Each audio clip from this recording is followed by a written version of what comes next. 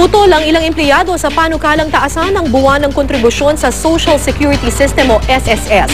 Ang Employers Confederation of the Philippines naman pabor sa panukala basta matiyak na magagamit sa tamang paraan ang pondo ng SSS.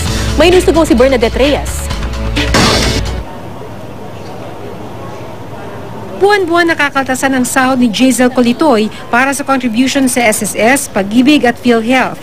Hindi na raw bale basta't may aasahan sa sandaling mga ilangan. Pero sa sona ni Pangulong Aquino, sinabi niyang 28 taon na lang maaaring tumagal ang pondo ng SSS o hanggang taong 2041 kung hindi itataas ang contribution. Simula 1980, 21 beses na nagpapatupad ng across-the-board pension increase sa mga miyembro ng SSS habang 2 beses pa lang tumaas ang contribution rate. Sa ngayon, nasa 1.1 trillion pesos na ang unfunded liability ng SSS. Ito yung halagang kailangan bayaran ng SSS sa mga miyembro, pero walang sapat na pondo ang SSS sa ngayon. Tataas pa raw ang liability na yan ng 8% kada taon. Base sa computation ng SSS na isinumiti sa Pangulo, ang minimum wage earners na kumikita ng 8,000 hanggang 9,000 pesos kada buwan, madaragdagan ng contribution ng 48 pesos hanggang 54 pesos kada buwan. Pero kahit paghahatian ito ng employer at empleyado, mabigat pa rin daw sa mga tulad ni Jazel na maliit lang ang kita. Medyo alangan po kasi parang ang dami-dami ng binabayaran na contribution tapos ganun nga po dadagdagan na naman yung contribution. So parang medyo pabigat na po siya.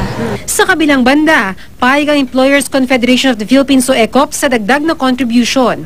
90 pesos lang naman daw ang pinakamalaking maaaring dagdag contribution kada buwan kung pagbabasehan ng kasalukuyang maximum salary cap na 15,000 pesos. Pero aalma raw sila sakaling itaas ang cap o maximum na sweldo na maaaring kaltasan ng SSS sa 20,000 pesos. Ang laki na epekto nun.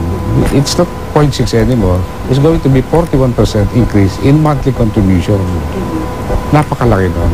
99.6% of our registered companies are MSMEs. Lalong mahihirapan yung mga yan dahil hand-to-mouth ang karamihan dun. Mungkahi ng ECOP, gamitin sa tamang paraan ang pondo ng SSS para hindi maubos. Pakitain nila yung pondo nila so that they don't have to always ask the employers and employees to contribute more. Pakitain na nila yung pera. Bernadette Reyes, GMA News.